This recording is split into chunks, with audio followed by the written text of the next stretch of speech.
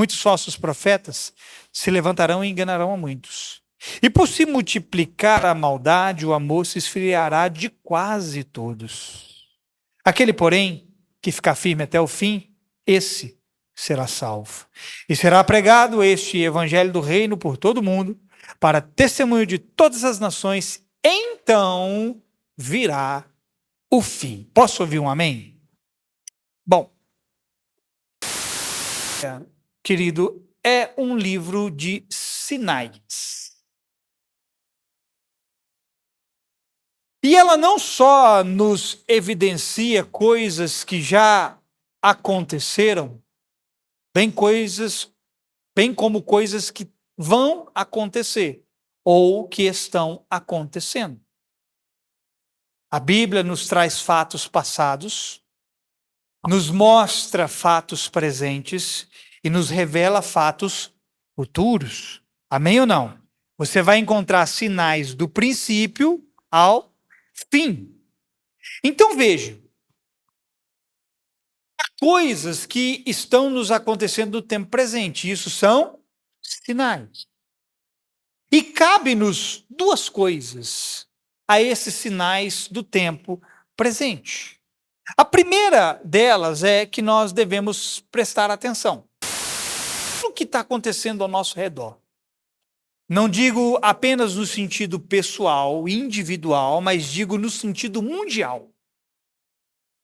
Você para observar as coisas que acontecem com você e ao redor de você? Você é assim ou não? O dia passa, os dias passam e você sequer se preocupa com as coisas que estão acontecendo no mundo. Eu sou um cara que estou atento aos sinais ao meu redor. Eu preciso estar atento para aquilo que acontece comigo, mas eu também preciso observar os sinais ao redor de mim, em volta de mim, aquilo que acontece no mundo. Veja, eu li aqui para você esses poucos versículos e você não precisa ser um gênio da matemática para somar e calcular e ver que essas coisas já estão acontecendo, sim ou não? São sinais, amém? Então, irmão, nós temos que, a primeira coisa é estar atento aos sinais. E a segunda coisa é que nós precisamos compará-los com aquilo que a palavra afirma. Nem tudo que você vê está de acordo com a palavra. Quando você olha ao seu redor, você vê guerras e sinais de guerra? Hã? Não está tendo guerra, não? Rumores de guerras, terremotos, fomes, pestes em muitos lugares. O que você tem que fazer? Bom, isso aqui a Bíblia prediz. Então você pega o que você está vendo ao redor de si, você compara aquilo com o que a palavra diz. Então você sabe que é o quê? Cumprimento da palavra. Veja, Jesus disse que muitos sinais aconteceriam no tempo do fim. Alguns estão aí e são bem evidentes para aqueles que conhecem a verdade. Você talvez não saiba, mas até mesmo os descrentes aguardam do fim de uma era. Como você não é uma pessoa que se preocupa em saber muitas coisas além daquilo que te convém, eu estou aqui para te ajudar a entender aquilo que você não quer enxergar. Mas, inclusive, os descrentes, eu disse quem? Eles estão aguardando o fim de um tempo. Até mesmo os descrentes aguardam o fim do mundo, e eles dizem que o fim do mundo vai ser marcado por catástrofes, por desastres naturais, ou até mesmo ocasionado pelo homem. Até os descrentes estão aguardando pelo fim de algo, enquanto nós sequer estamos percebendo que esse fim está chegando. Como que eu sei que nós não estamos percebendo que o fim está chegando? É simples, basta olhar pela maneira como nós estamos vivendo. Porque a maneira como a gente vive diz se a gente se importa com o fim que está chegando ou não. Como nós lidamos com a verdade de Deus vai dizer se a gente está se importando, se o tempo está acabando ou não. A Bíblia diz que a nossa salvação está mais próxima hoje do que no princípio quando cremos. O que significa essa nossa salvação, essa nossa redenção? Significa o fim de algo. Você tem um início, um meio e um fim. Um dia você creu E esse fim está chegando. Só que muitos de nós não estamos preocupados com isso. Enquanto há pessoas lá que esperam pelo fim de algo, e o povo de Deus está esperando pelo fim de quê? Nós estamos esperando pelo quê? Se eles esperam algo do tipo, mesmo sem conhecer o que a Bíblia afirma, nós não podemos ser menos prudentes do que os descrentes. Porque a Bíblia nos afirma que há um fim de eras chegando e que será marcado por sinais nos céus e na terra. Para os descrentes é apenas o fim de algo, mas para nós que cremos é o começo de uma nova era onde tudo vai ser restaurado. Eu acho que você não está preparado para ir para esse lugar, porque com a sua vibração você demonstra que você não está preparado para ir para esse lugar. Os descrentes aguardam o fim do mundo, mas nós aguardamos o início de uma nova era. Eu não sei você, mas eu, quando paro para pensar nisso, eu vibro. Eu fico ansioso, expectativo, aquela expectativa de quando vai ser a nossa redenção, e ela se aproxima.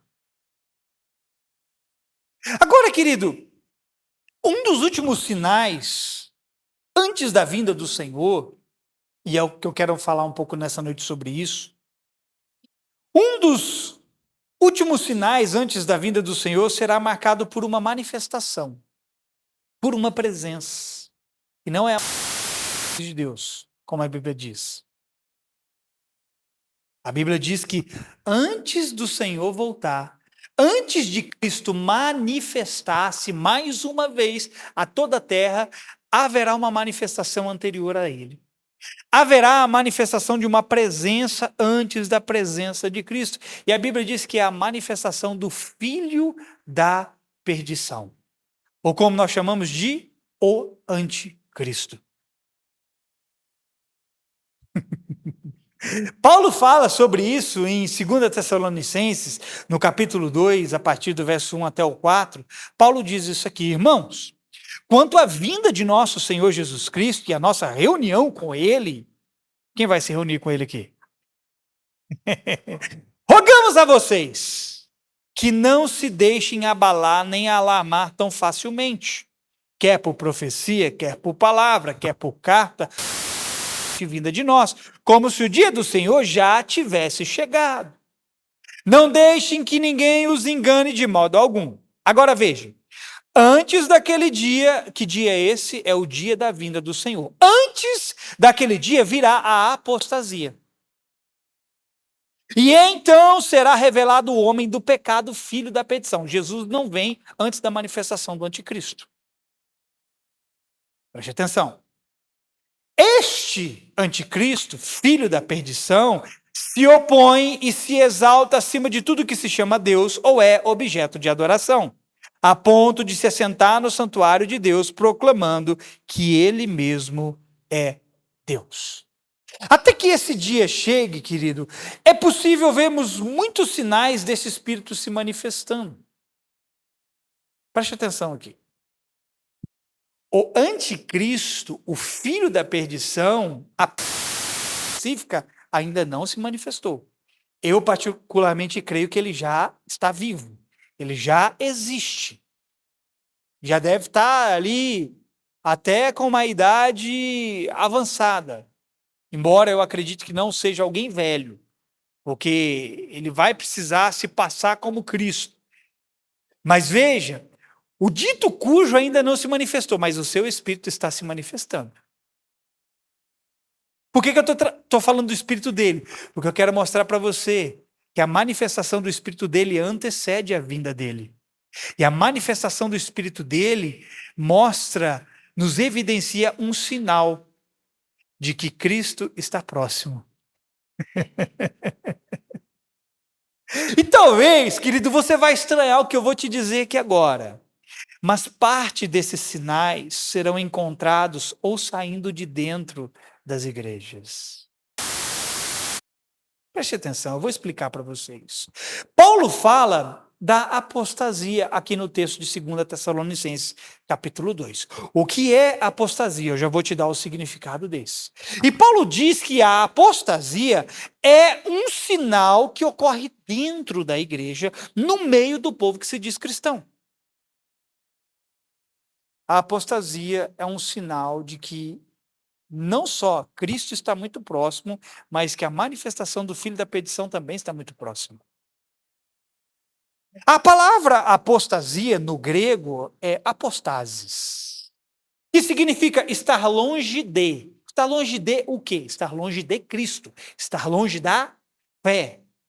Ela tem o sentido de um afastamento definitivo e deliberado de alguma coisa. É quando alguém definitivamente escolhe se afastar de Cristo, escolhe abandonar a fé. No seu caminho até a volta, você vai ver muitos retrocedendo, muitos abandonando Cristo, muitos abandonando a fé e perdendo a salvação. Porque a apostasia é nada mais do que perder a salvação. É mudar de time, é você ir para o outro lado, é você jogar na concorrência, você está entendendo? A palavra apostasia também nos mostra uma renúncia da sua anterior fé ou doutrinação. Essa palavra também é traduzida como separação, deserção e rebeldia. O apóstata, ele se separa, ele deserta e ele é rebelde. Olha a seriedade do que eu vou te dizer aqui agora.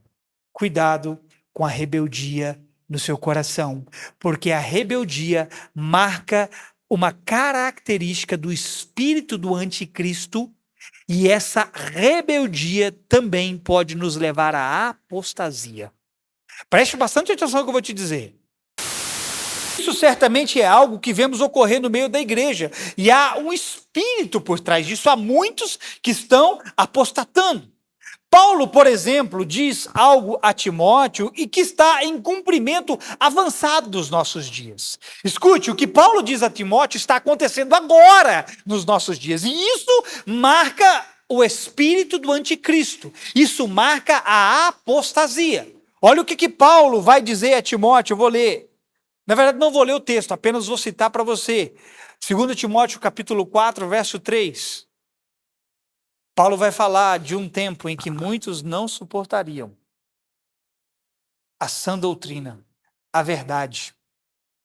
Eles teriam comichões nos ouvidos, se negariam em ouvir a verdade, levantariam mestres para si mesmos e buscariam os seus próprios desejos. O que é isso? São pessoas dentro da igreja, não fora. Dentro da igreja que se negariam em dar ouvidos à verdade. Porque abraçaram o espírito do anticristo, abraçaram a rebeldia, estão se separando da fé, se desconectando de Cristo. Irmão, hoje, quanto mais eu vejo as coisas pela internet, irmão, mais eu tenho convicção de que o espírito do anticristo está pegando os crentes. Quanto mais coisas a gente vê pela internet, mais convicto eu vejo de que a palavra que Paulo disse para Timóteo está em cumprimento nos nossos dias. Hoje na internet eu não vou falar do povo do mundo, eu vou falar dos que se dizem crentes. Hoje na internet você vai ver um monte daqueles que se dizem crentes, com comichões nos ouvidos, que se negam em ouvir a verdade e que levantam mestres para si mesmos para fazer apenas aquilo que eles querem. Você vai encontrar na internet, irmão, repito, como você não é alguém que se importa com essas coisas, você faz isso. Então eu estou aqui para te dizer esse tipo de coisa, porque eu me importo com isso. Eu preciso ver as coisas que estão acontecendo ao meu redor, e o que eu mais vejo são cristãos, entre aspas, levantando verdades para si próprios e se negando em ouvir a própria verdade de Cristo.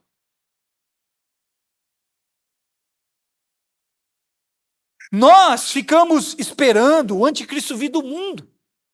Escute isso aqui, irmão.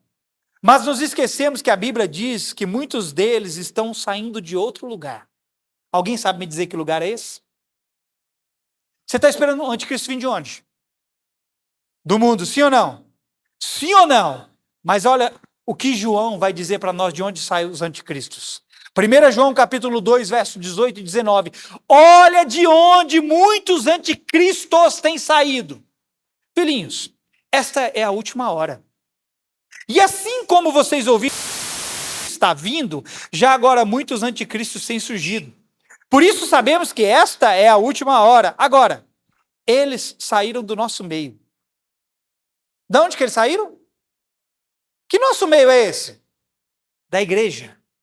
Muitos anticristos têm saído de onde? De dentro da igreja. Claro, o dito cujo específico, filho da perdição, ele vai vir do mundo. Mas o espírito dele está atuando aonde? Dentro da igreja. Muitos que não estão aceitando a verdade que houve, se levantam contra a verdade, se rebelam contra a verdade, criam a sua própria verdade e saem da igreja muitas vezes. E aí você vai encontrar esses rebeldes aí, ó, na internet, que vociferam contra a igreja. Ah, é rebelde, ponto final. Está debaixo do espírito de rebeldia. Porque Cristo não separa seu povo. E eles têm voz na internet. E eles falam para multidões de pessoas. Coisas que elas querem ouvir. Por quê? Porque esses rebeldes sempre vão buscar alguém que fale exatamente aquilo que eles querem ouvir. E concorde com a maneira errada que eles estão vivendo. Que não toque nos seus erros. Que não toque nos pontos em que eles precisam mudar. Por isso a Bíblia nos ensina a amar a verdade, irmão. Ame a verdade, porque ao amar a verdade, você vai aceitar as pessoas tocarem naquilo que precisa ser tocado na sua vida. Verso 19, João continua dizendo: eles saíram do nosso meio, mas na realidade não eram dos nossos. Pois, se fossem dos nossos, teriam permanecido conosco. O fato de terem saído mostra que nenhum deles era dos nossos. Deixa eu te ensinar isso aqui. A palavra anticristo significa somente quem é contra e se opõe a Cristo, mas se coloca no lugar dele. Se você estudar a palavra anti, não é somente quem se coloca contra ou que se opõe a Cristo, mas alguém que se coloca no lugar dele. Escute isso aqui, irmão. Muitos há que estão trocando a verdade de Cristo por suas próprias convicções do que pensam ser a verdade. Esse é o espírito do anticristo operando na vida do indivíduo. Porque o espírito do anticristo não apenas se opõe ao que Cristo é e ao que Cristo fala. O espírito do anticristo cria a sua própria verdade. E muitos estão caminhando debaixo da sua própria verdade. Eles têm as suas convicções e eles não abrem mão delas. Na cabeça delas, aquilo é a verdade. E não sabem que estão seguindo não o Espírito Santo, mas o espírito do anticristo. Tem horas, irmão, que eu fico impressionado. Os outros falam. Eu falo assim de mim, sabe? Eu tô na internet e muitas vezes eu tô em conteúdos cristãos, em vídeos cristãos, em postagens cristãs. E aí tá lá, e você vai vendo assim, você vai lendo.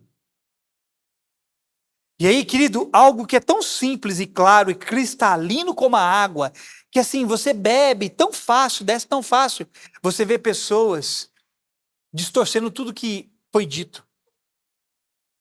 Pessoas criando as suas próprias verdades, com argumentos tão malucos.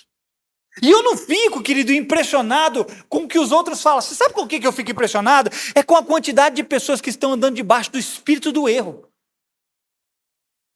Eu vou lá, irmão, eu não fico impressionado com a besteira que elas falam. Eu fico impressionado com a quantidade de pessoas que acreditam que estão errados falam.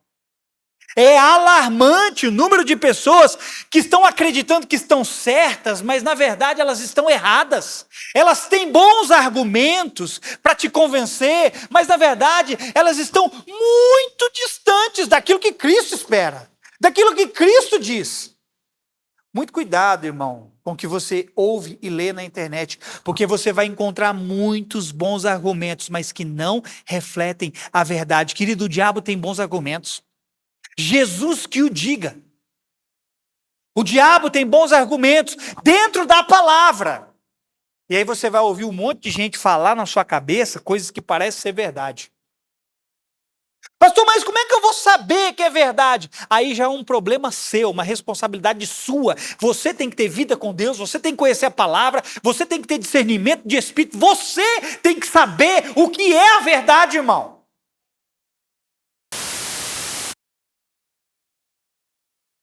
Bons argumentos, querido, podem estar pervertidos da verdade, dependendo através de qual espírito você fala. Tem um monte de gente com bons argumentos, mas está falando debaixo do espírito errado.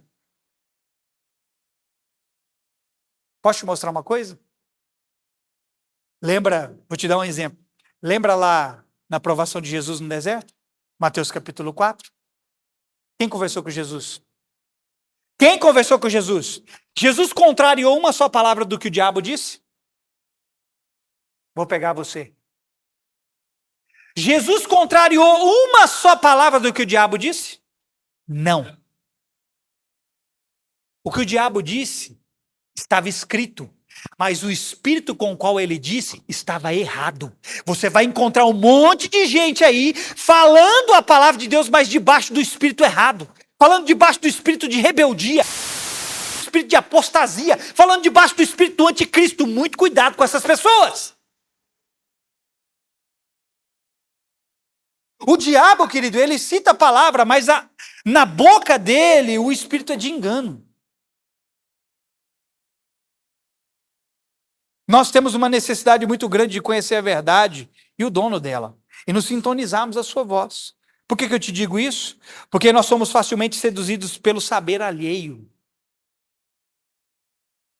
Irmão, como é bom você ouvir alguém que é eloquente. Como é gostoso você ouvir alguém que é dotado de conhecimento. Como é bom, como é gostoso você ouvir alguém que consegue desenvolver uma história para você, ele consegue prender você com palavras. É gostoso demais. Eu sei que às vezes é difícil para você me ouvir, porque eu não sou tão bom assim para falar para você. Mas é gostoso quando você ouve pessoas com saber assim, que vai muito além do seu. É bom ou não é? É não? Só que tem um problema nisso. Nós somos muito facilmente seduzidos pelo saber alheio. A gente se deixa levar muito facilmente pela palavra dos outros. Basta-nos alguém dotado de conhecimento que nós nos rendemos às suas falácias. Ainda que eles estejam no engano, ainda que eles estejam no erro, nós vamos dar ouvido para essas pessoas. Talvez você não saiba, irmão, mas nessa noite eu estou aqui para falar de coisas que você não sabe, porque, repito, como você não se importa saber além daquilo que te interessa, mas, repito, estou aqui para te mostrar o que você precisa ouvir. Querido, nós celebramos mais o saber do que o conhecer. Você não entendeu o que eu disse, né? Nós somos um povo que celebra o que os outros sabem e não o que os outros conhecem. Existe uma enorme diferença nisso, irmão, entre o saber e o conhecer. Você já ouviu várias vezes, saber faz o quê? E o amor faz o quê? O amor faz o quê? Diga, edifica. Agora escute isso. Para saber algo, basta você se informar daquilo. Mas o amor você não sabe, o amor você conhece. Preste atenção, calma aí, segura aí. O amor você não se informa, irmão. Você não se informa do amor. O amor você conhece. O amor, você não vai lá na urna e vota 13 para dizer que o amor venceu. O amor você tem que conhecer, o amor você não se informa. O saber é fácil você adquirir saber, é muito fácil. Busque informação e você vai saber das coisas. Agora, quer descobrir o amor? Não basta informação, você tem que conhecer.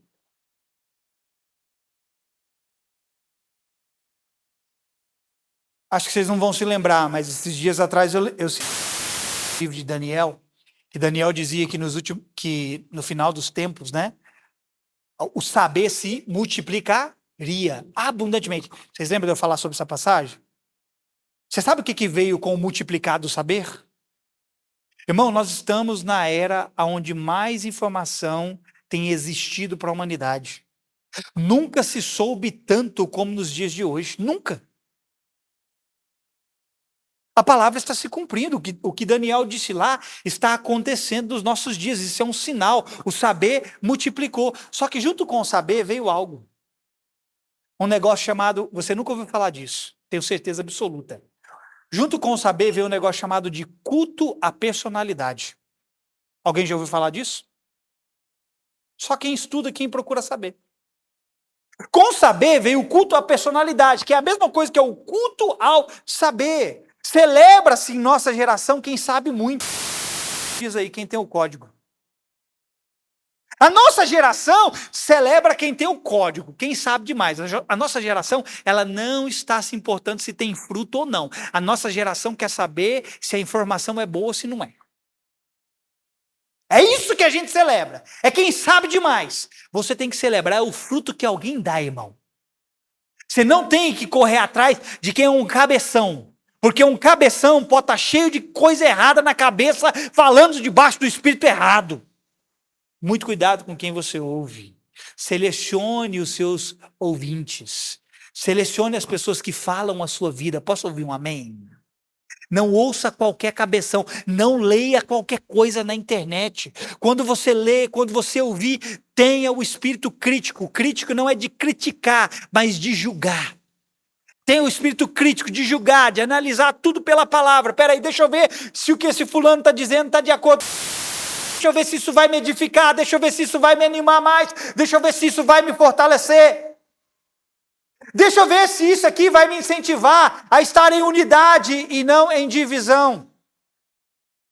Você vai ouvir um monte de, desculpa a palavra, idiota na internet, que saiu do meio da igreja e diz assim, igreja não presta. Igreja é não sei o quê, é idiota.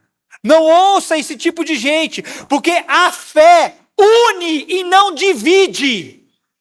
Não vai para a igreja não, a igreja é um lugar de gente falsa, ainda bem que ele saiu da igreja, porque o mais falso é ele.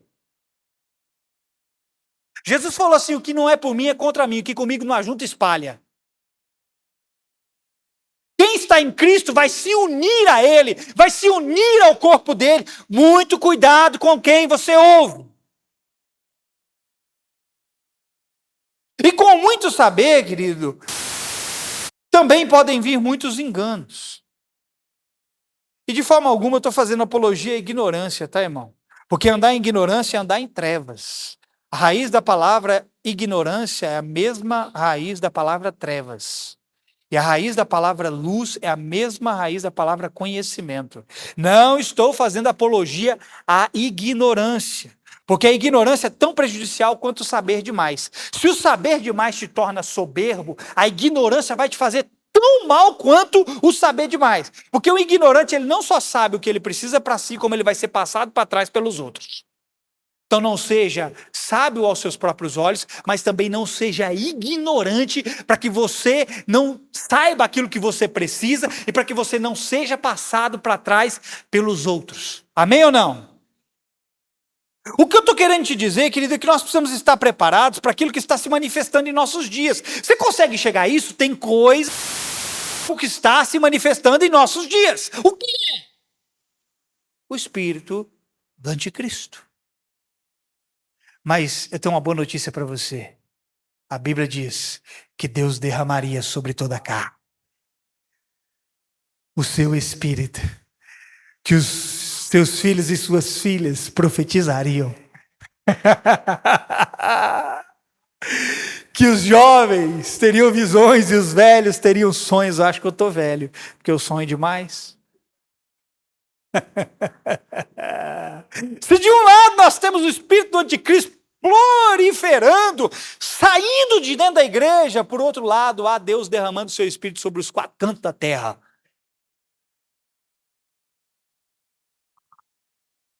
Mas essa preparação, querido, quando eu falo que nós estamos preparados para aquilo que está se manifestando, essa preparação requer certas coisas de nós, e eu quero trazer para a gente pôr um ponto final nisso. Há 3 coisas que nós precisamos nos atentar. Você tem que estar preparado para aquilo que vai se levantar nos últimos dias. Você está? Você está? Você está buscando fazer a sua parte para aquilo que está por vir? Você está se firmando mais em Deus? Andando mais com Ele? Conhecendo mais dEle? Desfrutando mais do seu amor? Se fortalecendo mais? Se animando mais? Perseverando mais? Você está se preparando? Veja, eu vou listar 3 coisas aqui que os últimos dias vão requerer de nós. A primeira delas, número 1, humildade. Escute isso aqui, o humilde ele sempre vai estar aprendendo. O humilde estará sempre em aprendizado. A Bíblia diz que o que pensa que sabe ainda não aprendeu como convém saber. Primeiro ponto. Deus tem coisas boas para trazer sobre nós, amém ou não? Mas nós não podemos ignorar o outro lado. A Bíblia diz que nós não devemos ignorar os desígnios de Satanás. O que o diabo vai fazer não é maior do que o que Deus vai fazer, amém ou não? Só que o que vai se levantar e o que está se levantando, os sinais que nós vemos agora e aqueles que hão de acontecer lá na frente, vai requerer algo de nós, humildade. E humildade vai nos tornar pessoas ensináveis. Humildade vai nos manter sempre aprendendo de Cristo. Porque aí eu volto lá. O espírito dos últimos dias, o espírito do anticristo é um espírito de orgulho, de soberba, de altivez, e é um espírito que se fecha para aprender. Você vai encontrar um monte de gente que se diz cristã, mas está fechada para aprender de Cristo. Não é humilde, é soberba, está debaixo do espírito errado. É a humildade, irmão, que nos torna ensinável. Uma das características dos homens dos últimos dias é que eles não se deixariam ser ensinados por Deus. Foi o que Paulo falou para Timóteo, 2 Timóteo capítulo 4, lê lá. 2 Timóteo 4, 3. Paulo diz para Timóteo que os homens dos últimos dias não se deixariam ser ensinados por Deus. Por quê? Porque estariam debaixo de um espírito errado. Mas a humildade vai te manter aprendendo do Senhor. Paulo disse que esses homens nos últimos dias teriam comichões nos ouvidos e se negariam em aceitar a verdade que ouvem. E Jesus diz para nós aprendermos dele que é manso e... Olha o que você vai precisar para os últimos dias. Humildade. Jesus disse, aprendam de mim, porque sou manso e também sou humilde de coração. Agora recebe isso aqui.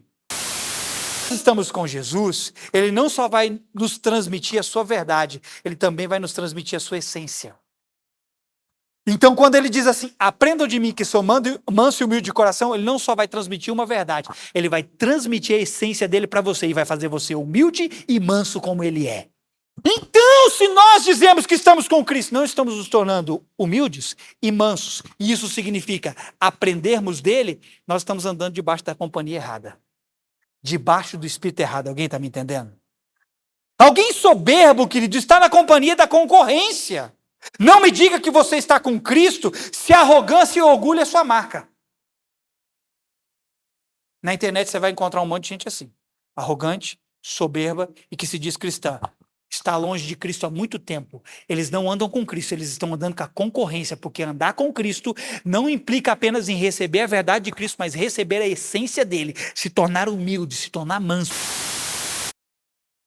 A Bíblia diz, querido, que nós somos o bom perfume de Cristo, mas há alguns que se corrompem e cheiram enxofre.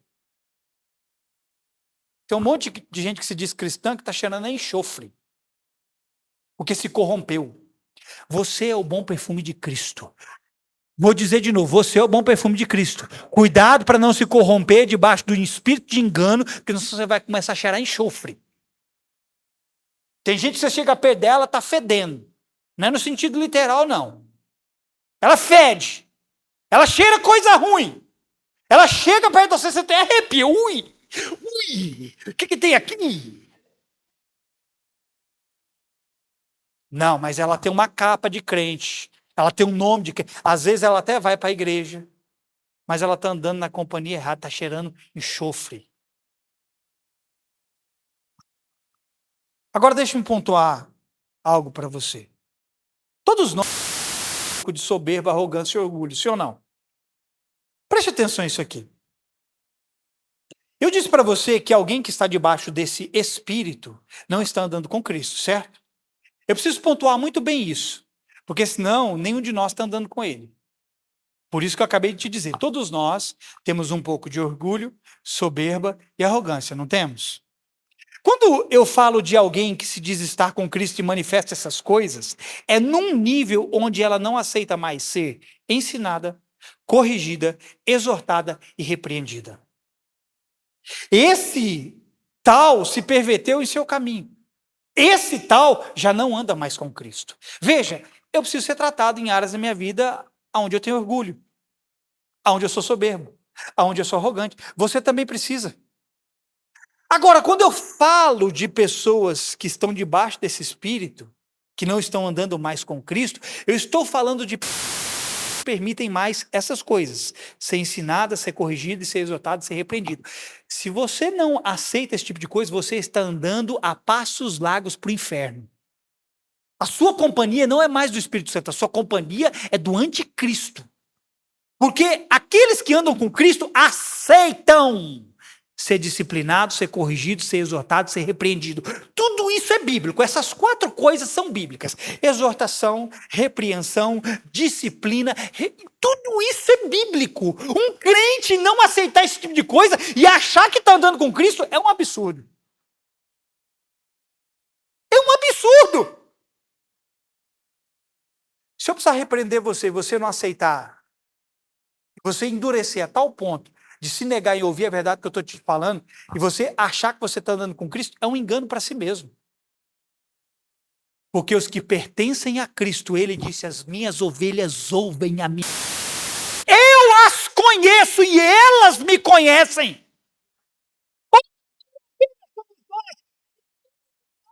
Sua verdade, nos negamos em ouvir a sua verdade. O resultado, querido, para quem pega o caminho do orgulho, da altivez, da arrogância, é sofrer o dano. Você quer sofrer o dano? Olha o resultado para quem pega esse caminho. Salomão fala em Provérbios 16, verso 18.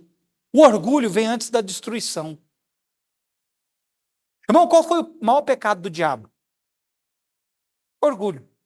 O orgulho vem antes da destruição. O espírito altivo antes da queda. Você acha que Deus vai destruir quem está andando com ele? Você acha que Deus vai destruir quem está andando em humildade? Mas aqui diz, o orgulho vem antes da destruição. E o espírito altivo... E diz também em Provérbios, ainda, o orgulho do homem o humilha, mas o de espírito humilde obtém honra. O espírito o quê? Humilde. O orgulho do homem o humilha. Como eu disse para vocês, esse mês é o mês de nós meditarmos no livro de Provérbios. Se você fizer bem a sua lição de casa e você ler, você vai ver, você vai prestar bastante atenção, porque o livro está repleto de passagens que nos previne do orgulho, da arrogância, da soberba e nos ensina o caminho de humildade. Lê lá Provérbios. Citei só 2 passagens para você. Se você ler durante esse mês, você vai ver o quão prejudicial isso é. E qual é o final de gente assim?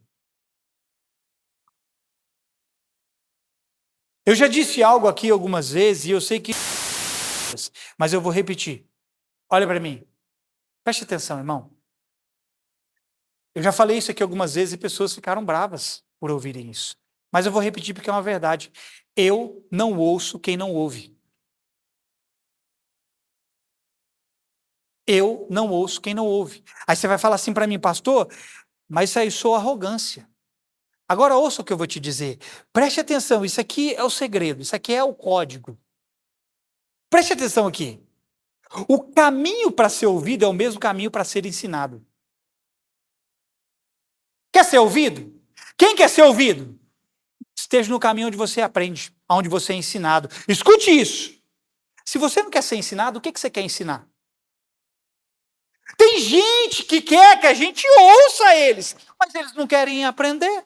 Eles não querem se deixar ser ensinados. O caminho para ser ouvido é o mesmo caminho para você. Se você não quer ser ensinado, como você quer ensinar? Por isso eu não ouço quem não ouve. Não, peraí, pastor, deixa eu te ensinar um negócio assim. Então vamos lá, senta aqui. O que você quer me ensinar? Eu quero te ensinar isso aqui. Tá bom, então vamos lá. Você está ouvindo o que eu estou te falando? Você está dando ouvidos ao que eu estou te falando? Não, então eu também não vou dar ouvidos ao que você está me falando. Porque o caminho para você ensinar alguém é o caminho que você se assenta para aprender. E nós temos um monte de gente que quer ensinar, mas não quer sentar para aprender. A única coisa, querido, que eu aprendo com o orgulho é que ele não deve ser ouvido e aprendido. Sabe o que você vai aprender com orgulho? Não dê ouvidos a ele e não aprenda dele. O único remédio para o orgulho, irmão, é a humildade. Você entende isso? O único remédio para o orgulho é a humildade. Isso vai requerer de nós um encontro com Cristo, onde ele nos mostra para nós. Você já teve em algum momento da sua vida um encontro com Cristo, onde ele mostrou você para você mesmo? E você achava que você estava certo, aí ele veio e falou pessoalmente com você e mostrou aquilo que você achava que estava certo, e aí você se encontrou consigo mesmo e você ficou envergonhado.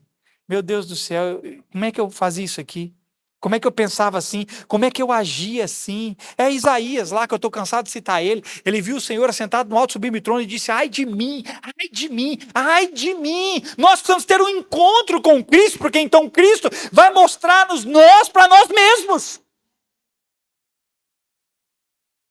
Mas quem é orgulhoso não vai querer se deparar consigo mesmo. Eu vou adiante aqui, irmão, porque esse assunto rende muito.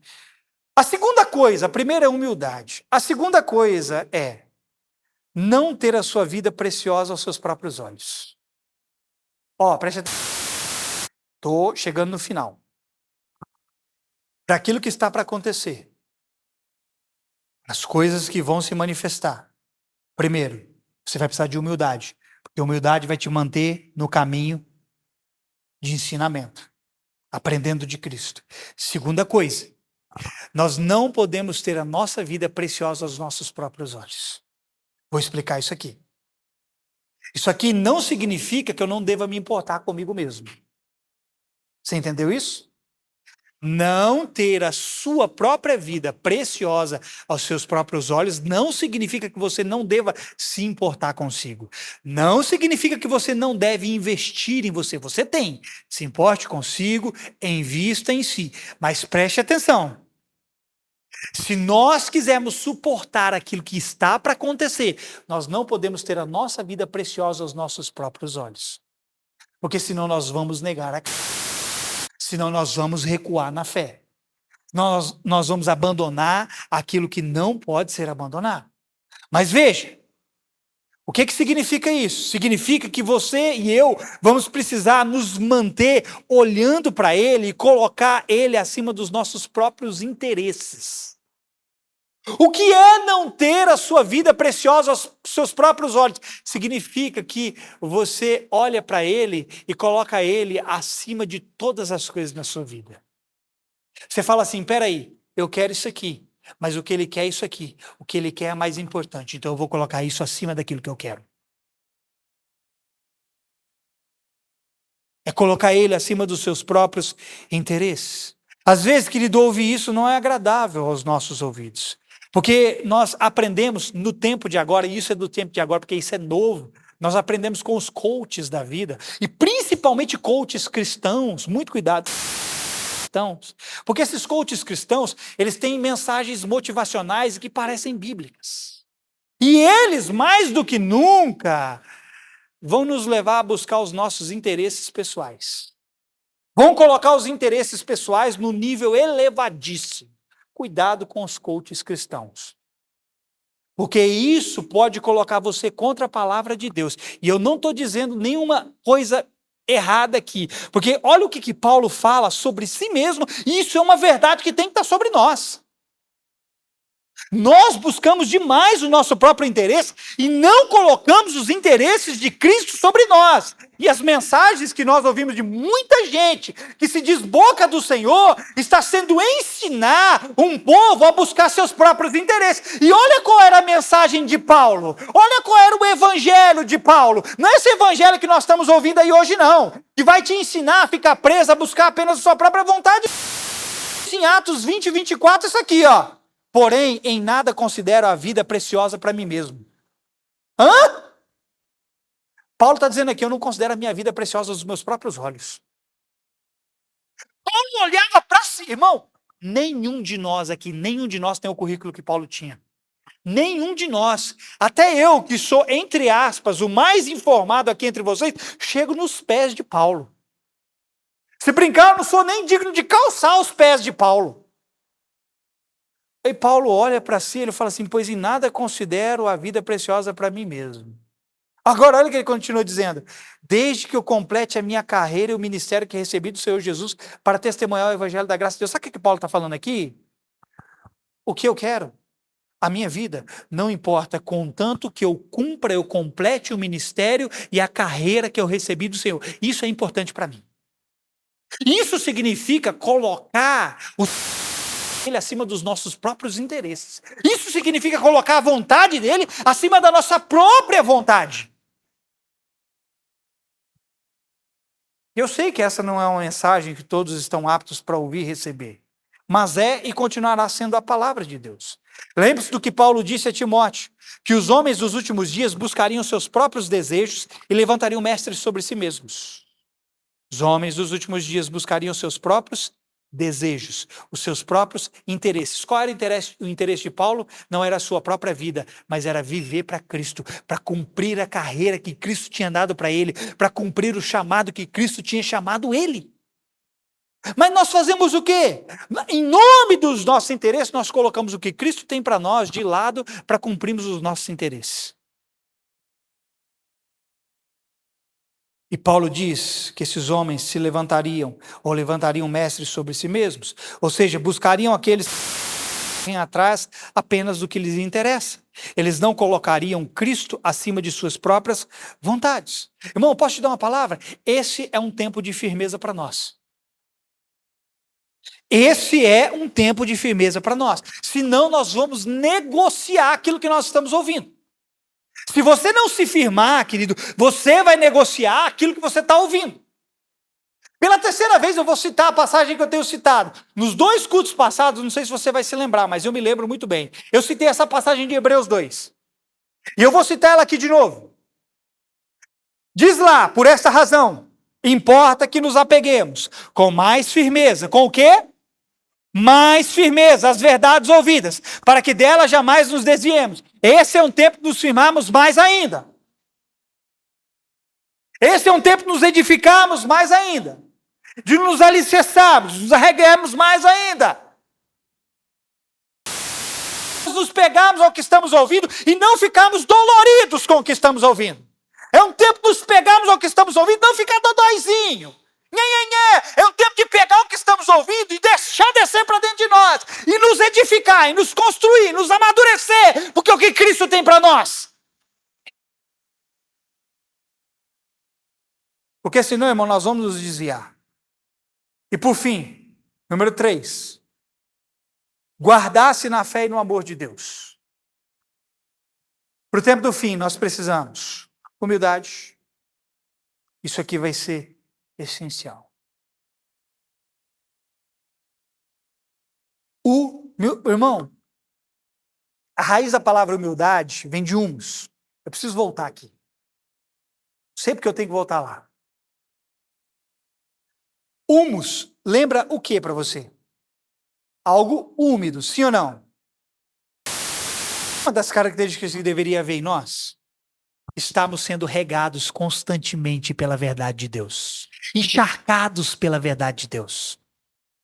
Mas sabe o que acontece? A gente passa a desprezar a verdade e a gente se torna uma terra seca, sem umidade, sem um terreno que se torna propício para que a palavra de Deus possa frutificar, para que a palavra de Deus possa se desenvolver. Seja alguém úmido, irmão, seja alguém molhado pela palavra. Amém ou não, irmão? A segunda coisa que eu disse é não ter a sua vida preciosa aos próprios olhos. E essa terceira coisa é guardar-se na fé e no amor de Deus. E olha que interessante isso, nós podemos fazer as duas coisas ao mesmo tempo. A Bíblia diz que essa é a vitória que vence o mundo. A nossa o quê? Fé. Não é a nossa fé.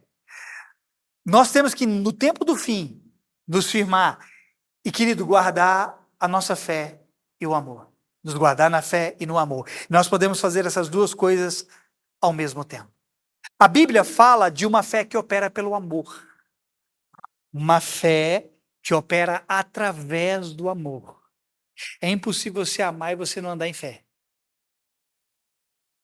Uma fé que opera através do amor. Judas, quem? Não Judas que traiu Jesus. Eu vou terminar, irmão. Judas diz para nós batalharmos de uma vez por todas pela fé que foi dada aos santos. Judas, capítulo único, verso 3. Enquanto eu empregava toda diligência para vos escrever acerca da salvação que nos é comum, eu me vi obrigado e impelido, eu vi a necessidade de escrever para que nós possamos nos batalhar de uma vez por todas pela fé que foi dada aos santos. Você recebeu uma fé, amém ou não? Só que lá no verso 20 e 21, Judas fala duas coisas. Ele fala dessa fé e desse amor que nós podemos guardar. Judas 20 e 21, Judas, ele diz isso aqui. Mas vocês, meus amados, edifiquem-se na fé santíssima que vocês têm. Como? Orando no Espírito Santo, certo? Quer guardar sua fé? Edifica ela orando no Espírito Santo. Só que ele não termina aqui. No verso 21, Judas diz assim: guardai-vos no amor de Deus, esperando a misericórdia do nosso Senhor Jesus Cristo, que conduz para a vida eterna. Escute o que Judas está dizendo. Judas está dizendo que uma das formas de nos guardarmos no amor de Deus é quando edificamos a nossa fé santíssima orando no Espírito Santo. Ou seja, orando em línguas. Quando você ora em línguas, você não só está edificando ela, mas você está se guardando no amor de Deus. Pelo amém, se eu tão empolgado, eu duvido que você vai chegar lá, irmão. Orar em línguas, guarda a sua fé, guarda o amor de Deus em você. E sem essas duas coisas, nós vamos sucumbir diante daquilo que está por vir. Porque, irmão, a Bíblia diz sobre o amor, ele suporta todas as coisas. E ele vai suportar o que está por vir. Agora escute isso. O que o Espírito dos últimos dias buscará fazer é fechar nossos lábios para Deus e abrir os nossos ouvidos para o mundo.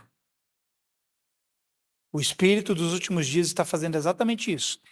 Querendo cerrar os nossos lábios para Deus e abrir os nossos ouvidos para o mundo. Não aceite isso, irmão. Nós precisamos aprender a calar a voz do mundo para não calar Deus. Cale a voz do mundo, senão você vai calar sua voz para Deus. Feche seus ouvidos para aquilo que o mundo está te dizendo. E lembre-se disso. Nos últimos dias, e nós já entramos neles, o ponto é, em quem estaremos firmados até o fim? Nós estamos já nos últimos dias, irmão. Eu quero saber, em quem você vai estar firmado até o fim? No que você vai estar edificado? Não ouça o que os últimos dias dizem, ouça o que Deus diz nos últimos dias. Amém, irmão? Porque o que a gente ouve aí é o que a Bíblia já está dizendo que ia acontecer mesmo. Salomão falou, o que é, já foi. E o que há de ser também já foi. Deus escreve o final desde o princípio. O que está acontecendo já foi predito. O que Deus quer saber é o seguinte, ele vai encontrar fé na terra quando ele vier? Ele vai encontrar um povo preparado para si? Um povo firmado no seu amor, que guardou a fé, que guardou a esperança. Ele vai encontrar um povo? Você é esse povo? Ou será que ele vai encontrar um povo que deu ouvidos ao anticristo? Que deu ouvidos ao orgulho, à soberba, à arrogância, que se perdeu no meio do caminho? Quem ele vai encontrar? Eu espero que ele possa nos achar nele mesmo, para que então ele possa nos levar consigo. Amém, irmão? Você recebe essa palavra? Fica aí de pé no seu lugar.